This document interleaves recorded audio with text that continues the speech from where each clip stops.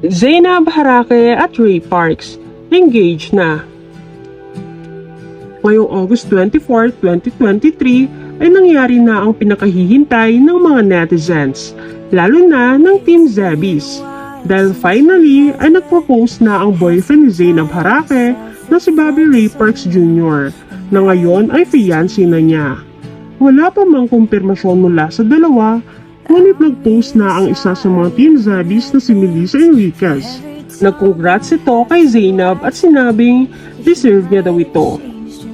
Sinundan pa niya ito ng comment sa kanyang mismong post at sinabing mixed emotions na lang talaga. Nag-comment na din umano si Zainab sa post ni Melissa. Tuwang-tuwa din ng mga netizens sa balitang ito dahil marami sa atin ay nasaksihan talaga ang buhay pag-ibig ni Zainab. Nakakatuwang isipin na kahit nasaktan ito noon at ilang beses na loko, ay mayroon talagang isang tao na darating sa buhay niya at magpapabago ng lahat. At yun nga ay si Ray Parks. Noong nakaraan nga lang ay nag-share si Zainab ng mga litrato nila ni Ray Parks, kasama ang mga anak nilang si Lucas at Bia. Sinabi pa ni Zainab na makadati daw si Bia at nagpapasalamat ito na dumating si Ray Parks na mahal siya at maging ang mga anak niya.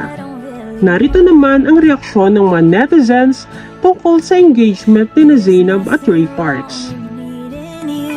Anyone who wants to criticize isn't worth the time.